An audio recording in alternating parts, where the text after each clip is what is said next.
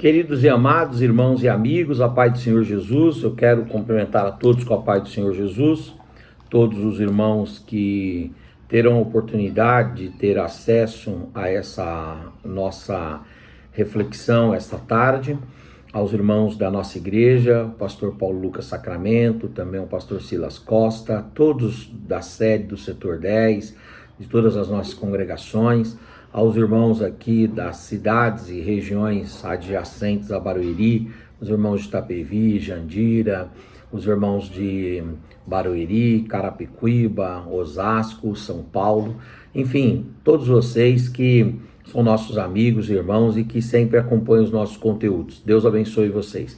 Eu estou de quarentena também nesse período, estou trabalhando em casa e tenho feito pequenas reuniões, às vezes, quando necessário, mas temos nos cuidado também, juntamente com a minha família, a minha casa aqui. E nós temos visto muitos irmãos, e essa medida é muito louvável, tendo produzido algum conteúdo na internet, trazendo reflexões bíblicas, reflexões doutrinárias e teológicas, e isso é muito bom. E eu quero também engrossar essa fileira, participando desse movimento, nesses dias que são dias que nós precisamos alimentar a nossa esperança e dizer a você que eu também quero compartilhar uma reflexão da palavra de Deus com o seu coração, com a sua mente, com a sua alma nesse dia.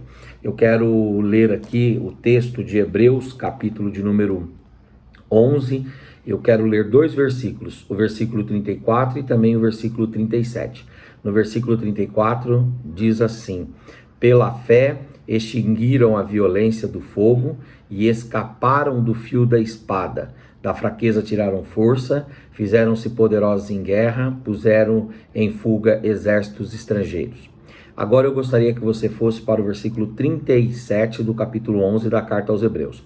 Pela fé foram apedrejados, provados, cerrados pelo meio, mortos a fio da espada. Andaram peregrinos, vestidos de peles de ovelhas e de cabras, necessitados, afligidos e maltratados. Esse texto ele foi escrito aproximadamente no ano 65 da era cristã. Nós não temos uma data exata, mas pelas características da carta aos Hebreus, ela foi escrita em meados do ano 65 da era cristã. Essa carta, nós não temos definido quem seria o autor dela. Há várias especulações, mas nós não temos uma definição clara. Por exemplo, o Martinho Lutero, ele era a favor de pensar que o autor da carta aos Hebreus era o Apolo. Se você pensar, por exemplo, no Tertuliano de Cartago, o Tertuliano ele vai dizer que o autor era o Barnabé. Para os cristãos do primeiro século, ou na verdade para os cristãos da era patrística, alguns deles vão dizer que Paulo era o autor. E há quem diga que foi ainda alguém destes que nós não citamos, nem Apolo, nem Barnabé, nem Paulo, mas algum outro autor desconhecido. Seja como for, o mais correto é dizer, como disse Orígenes, um dos pais da igreja no século IV, citado por Eusébio de Cesareia, quando Eusébio de Cesareia diz que Orígenes disse sobre o autor da carta aos Hebreus: só Deus sabe quem é o autor. O que nós sabemos é que essa carta ela tem por destinatários os cristãos que tinham se convertido ao evangelho vindos do judaísmo, os primeiros cristãos que não eram gentios, mas eram hebreus. Daí vem o nome Carta aos Hebreus. E o grande escopo e propósito da carta aos Hebreus é demonstrar a comparação ou o contraste que pode existir entre a antiga aliança e a nova aliança, entre o Antigo Testamento e o Novo Testamento, entre a fé do judaísmo e a fé do cristianismo, entre a lei e a graça.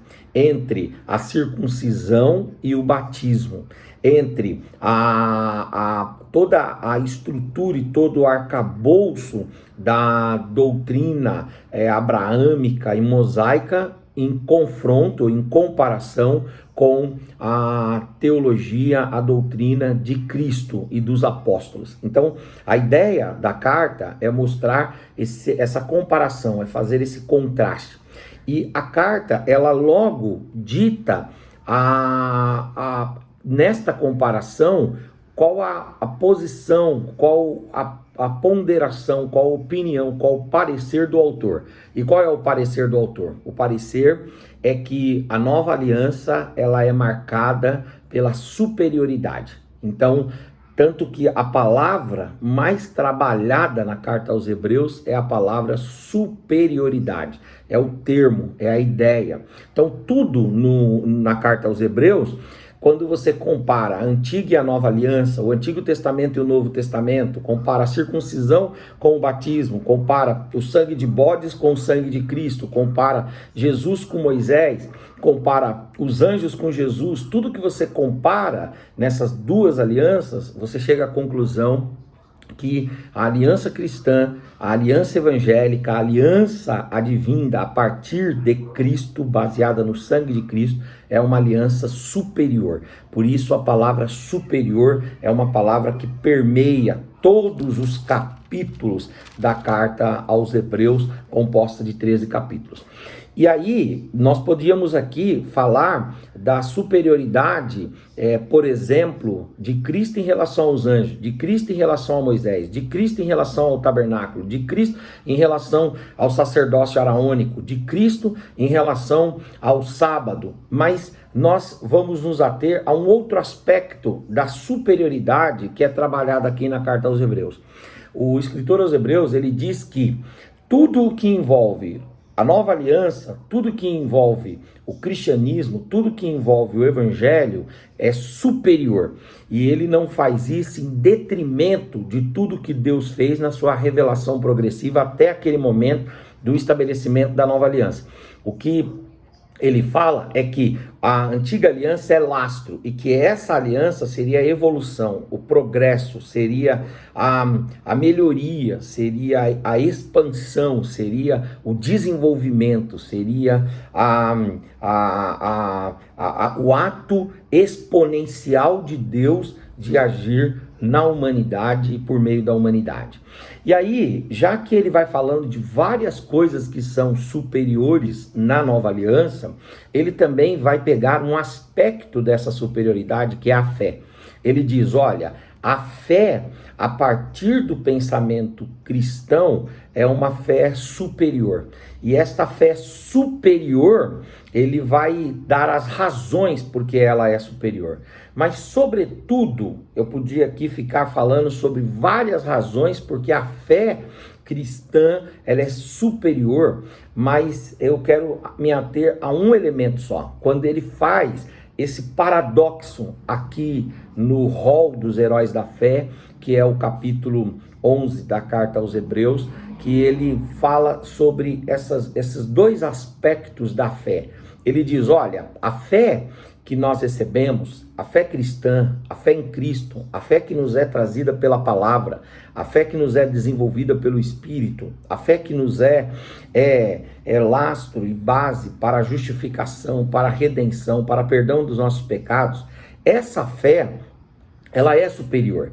E ela é superior, e aí ele dá dois aspectos. Ele diz, olha, ela é superior em primeiro lugar, porque pela fé, algumas pessoas conseguiram escapar ao fio da espada. Então ele fala de uma fé que ela prepara o sujeito, ele fala de uma fé que prepara o indivíduo para escapar do fio da espada, para ter êxito sobre o fio da espada, para ter vitória sobre o fio da espada. É isso que ele diz, olha, alguns pela fé, tiveram êxito, tiveram vitória. A espada veio contra eles, mas pela fé eles derrotaram a espada.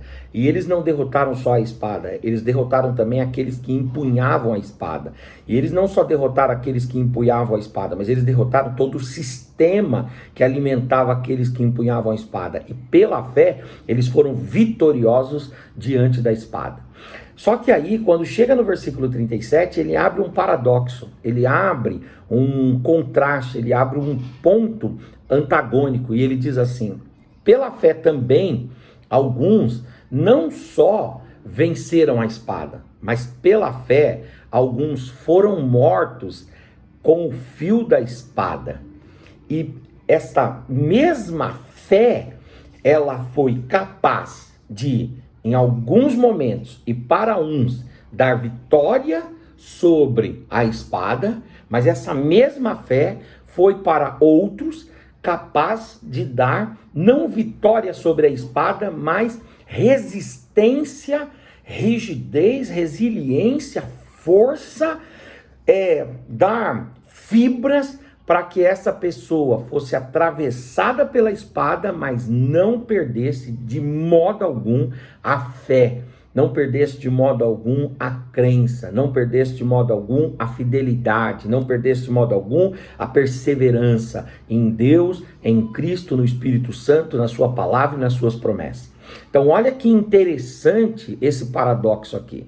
Uns pela fé derrotaram espadas, derrotaram exércitos que empunhavam espadas e derrotaram sistemas que alimentavam aqueles que empunhavam a espada. Mas outros, pela mesma fé, não derrotaram espadas, não derrotaram aqueles que empunhavam espadas e não derrotaram os sistemas que alimentavam aqueles que empunhavam as espadas, mas pela fé resistiram à espada, foram mortos pela fé, foram degolados pela fé, foram vilipendiados pela fé, foram enviados ao Coliseu de Roma pela fé, foram, por exemplo, colocados nas arenas como palhaços, como bobos da corte, para divertir multidões, e fizeram isso sem perder a fé. Roma foi iluminada no século I, por volta do ano 70, por Nero, que mandou queimar 14 cidades de Roma, e ele então mandou queimar as cidades, colocou a culpa nos cristãos, e os cristãos foram caçados, perseguidos, presos, espoliados,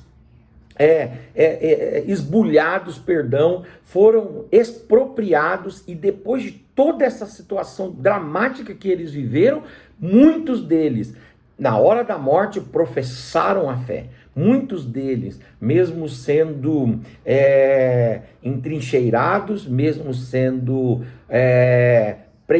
imprensados, pressionados, mesmo sendo acachapados pelas lutas e pelas dificuldades, não perderam a fé. Esta é uma fé superior. A fé que o Evangelho nos traz, ela é uma fé superior. Por quê? Porque ela não apenas nos prepara para vencermos as espadas, aqueles que embanham as espadas e aqueles também que alimentam o sistema daqueles que embanham as espadas, mas a fé que nós recebemos, ela nos dá resiliência, ela nos dá resistência, ela nos dá fibras, ela nos dá capacidades de envergadura, capacidades de nos tornarmos dobráveis, capacidades de nos tornarmos seres que são esmagados, são triturados, mas quando você procura lá dentro a profissão de fé, a confissão de fé, o valor, o cultivo à fé, a vivência da fé, a fidelidade, a perseverança continuam ali. É esta fé que Deus deseja que tenhamos nesses dias.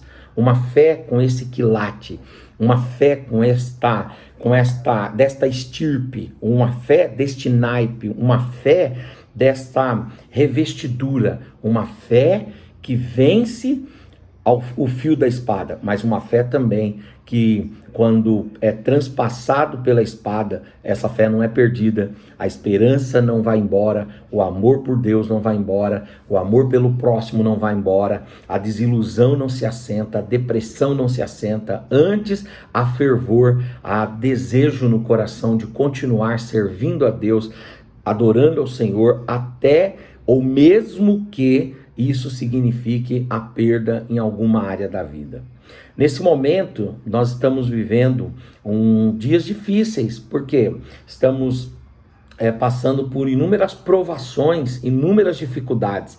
E nesse momento, a nossa fé, num primeiro cenário, ela não está conseguindo derrotar a espada. Ela não está conseguindo derrotar aqueles que desembanham a espada, aqueles que estão empunhando a espada. E nós também não estamos conseguindo derrotar nesse momento o sistema. E aí alguém diz assim, então a nossa fé é inútil. Não, pela fé, alguns destruíram a espada, subsistiram ante o fio da espada e aniquilaram a espada, mas pela fé, alguns foram transpassados pela espada, mas mantiveram a fé, mantiveram o amor, mantiveram a esperança, mantiveram a alegria no coração, mantiveram o desejo fraternal de servir os outros, de servir o Senhor, não se tornaram murmuradores, não se tornaram ressentidos, não se tornaram pessoas que são reclamonas, não. Pela fé,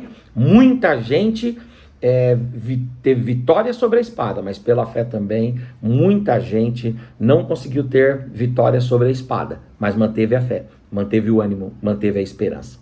Aí a minha pergunta é, como é que nós podemos fazer então para obter esta fé?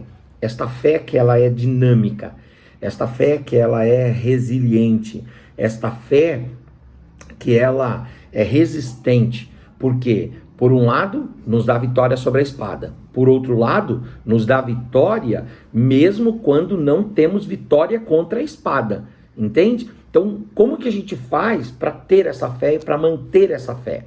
E quais são as características desta fé? Como que fé é esta? Quais são os elementos, quais são os ingredientes, quais são os itens que estão dentro dessa fé? Eu separei aqui alguns. Primeiro, esta fé que te faz vencer a espada e te faz não desistir, não desanimar, quando você é transpassado pela espada, em primeiro lugar, ela é uma fé baseada na consciência do amor de Deus. Só quem tem consciência do amor de Deus e de como esse amor de Deus por nós nunca poderá ser invalidado, nunca poderá ser inutilizado, nunca poderá ser arrancado de nós, é que consegue ter paz, ter segurança, ter ânimo e ter esperança mesmo quando é transpassado. Olha o que o apóstolo Paulo diz em Romanos, capítulo de número 8, um dos textos mais belos das Escrituras Sagradas. Ele vem e ele diz o seguinte, ele diz assim, Oras, que diremos, pois, diante destas coisas? Se Deus é por nós, quem será contra nós? Aquele que não poupou nem mesmo seu filho, antes o entregou por todos nós, porventura não nos dará com ele todas as coisas? Quem intentará acusação contra os eleitos de Deus? Pois é Deus quem os justifica. Quem os condenará? Cristo Jesus, quem morreu ou antes quem ressuscitou, o qual está à direita do Pai. E aí vem Paulo e pergunta, quem nos separará do amor de Deus que está em Cristo Jesus? Será a tribulação, ou a angústia, ou a perseguição, ou a fome, ou a nudez, ou o perigo, ou a espada? Como está escrito, por amor de ti somos entregues à morte o dia todo, fomos considerados como ovelhas para o matadouro, e em todas estas coisas, porém, somos mais do que vencedores por aquele que nos amou. Uma fé que é resiliente, uma fé que é resistente, é uma fé que baseia-se e que tem consciência do amor de Deus. Se você tiver consciência do amor de Deus, você vai estar bem com Deus quando você vencer a espada, mas vai estar bem com Deus também quando a espada te transpassar. Você vai entender que em um e no outro caso, o amor de Deus continua sendo revelado por nós e o cuidado de Cristo por nós continua patente e visível. Uma segunda coisa é que essa fé resiliente, ela precisa ser alimentada pelo amor, pela consciência do amor de Deus. Mas ela também precisa ser alimentada pela consciência de que Deus é soberano. Deus é soberano. Deus está no controle de todas as coisas. Deus está no controle do passado, do presente e do porvir. Deus está no controle do pai, do filho. Deus está no controle do casal. Deus está no controle da história. Não interessam quais são as calamidades, não interessam quais são as vicissitudes, as dificuldades, as pandemias, epidemias, não importa quais são os problemas. Deus continua no controle de tudo. Daí, esta consciência de que há um Deus soberano, que está no controle, que tem as rédeas da história, que tem as rédeas do mundo na mão, esta consciência nos traz alento, nos traz paz, nos traz refrigério, nos traz alegria e contentamento na alma. Por isso, quem tem essa fé resiliente, precisa alimentá-la com a consciência de que nós não estamos entregues ao acaso, nós não estamos entregues ao destino, nós não estamos entregues a nossas autoridades e nem a nós mesmos apenas. Não, nós estamos nas mãos, no controle, na regência, na gestão, no engendramento de um Deus que é soberano, é glorioso, é poderoso e está acima de tudo e de todos. Ora, o que nós estamos vendo hoje já foi previsto por Jesus. A saída disso também já está prevista por Jesus. E entre o início e o fim, nós vamos viver os cuidados da soberania de Jesus, de Deus, em favor da nossa vida. Quando você tem essa fé, ou a sua fé alimentada pela consciência de que Deus te ama e que Deus é soberano, você tem uma fé que suporta quando é transpassada pela espada e que também triunfa quando é necessário, triunfa quando é possível, triunfa quando é isso que Deus tem para nós. Uma outra coisa é que essa fé resiliente, ela precisa ser alimentada e baseada numa consciência do estado lastimável e insignificante da humanidade caída. Não é possível nós termos uma fé que tem vitória e uma fé que aguenta todos os solavancos da vida sem esmorecer, sem perder o ânimo, sem perder o encantamento pela vida e pelas pessoas, sem que essa fé seja fruto da nossa consciência de que todos nós somos pecadores. Como Paulo escreveu aos Romanos no capítulo 3, versículo 10, não há um justo sequer. Como ele escreveu no capítulo 3, porque todos pecaram e destituídos estão da glória e da presença de Deus. Como disse o salmista, todos nós pecamos, Senhor, e em pecado eu fui gerado, em iniquidade me concebeu a minha mãe. O pecado, ele está em nós, desde Adão, desde o nosso nascimento, desde o desenvolvimento da nossa consciência. E esse pecado em nós vai gerando para nós dívidas com Deus, dívidas com a natureza, dívidas com o próximo. E quando acontecem esses solavancos, quando acontecem essas agitações, nós temos uma única postura a fazer. Qual é a postura? Nos humilharmos e pedirmos perdão, dizer: Senhor, tem misericórdia de nós. Tem misericórdia de nós, Senhor.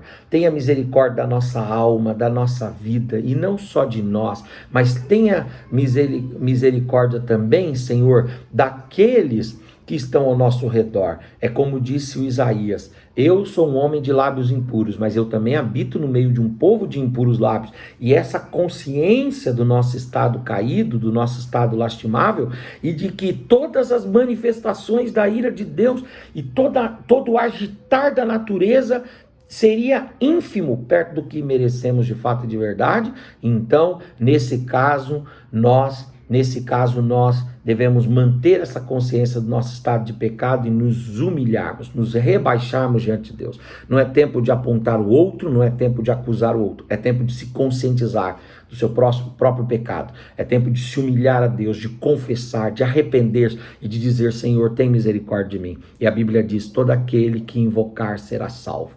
Quando nós invocamos a Deus, Deus nos ouve por sua misericórdia e graça e estende as suas mãos sobre nós. Uma outra coisa é que essa fé, ela deve ser baseada na cruz de Cristo. Todas as vezes que nós estivermos passando por algum tipo de conflito, de situação difícil, nós precisamos olhar para a cruz. É a cruz, irmãos. É como disse Paulo: ora, se eu tenho que me orgulhar de alguma coisa, o meu orgulho vai estar baseado na cruz de Cristo, nosso Senhor. E outro ponto aqui que eu quero destacar para terminar: essa fé, que é uma fé que é resiliente, ela baseia-se na consciência do amor de Deus, ela baseia-se na consciência da soberania de Deus, ela baseia-se na consciência do nosso estado lastimável de pecado, ela baseia-se na cruz de Cristo, porque na cruz nós podemos encontrar redenção, perdão, vitória para as nossas vidas, mas ela baseia-se também na solidariedade.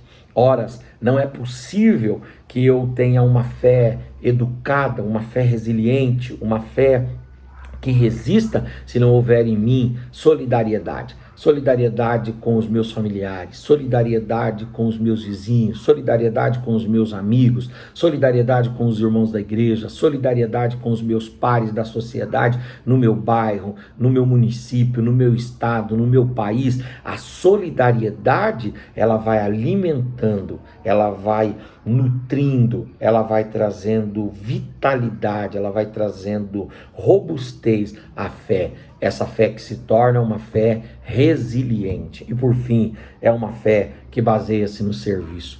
Ora, eu não tenho uma fé, não é possível eu ter uma fé que triunfa, e não é possível sobre a espada, e não é possível ter uma fé que, mesmo não triunfando sobre a espada, persiste se eu não tiver consciência de dever. É a consciência do dever, é a consciência da minha responsabilidade que faz com que eu não me importe mais se eu tenho ou não vitória em uma ou outra área. O que importa é que eu esteja trabalhando, servindo ao Senhor, servindo o próximo e cumprindo o propósito para o qual Deus me chamou. Eu tenho muitas pessoas que me chegam, pessoas que estão enlutadas. Eu tenho gente que acabou de sepultar pai e mãe. Um amigo meu me disse que, falou: pastor, eu tive que fazer o velório do meu pai, e no velório do meu papai eu só pude colocar ali 5 pessoas, porque ninguém podia chegar perto. É um momento de dor, é um momento de pessoas sendo transpassadas por espada. Os irmãos sabem muito bem, recebo muitas ligações de clientes aqui, várias pessoas que estão passando por problemas difíceis, perderam o emprego, pessoas que estão assim sem saber como colocarão pão em casa. E nós temos também dentro da própria igreja pessoas que foram afetadas por um ou por outro problema. E aí você diz assim: pastor, como que eu mantenho a fé?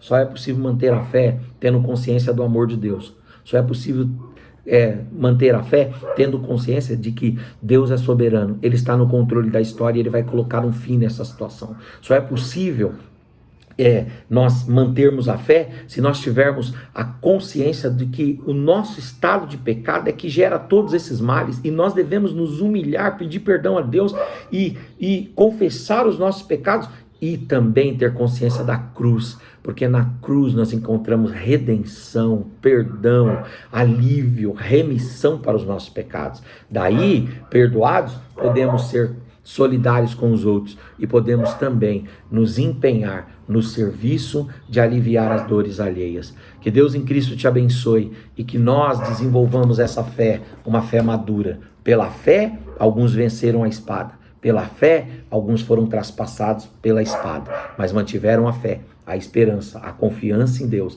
e a alegria na alma. Deus em Cristo te abençoe. Um grande beijo no seu coração, em nome de Jesus.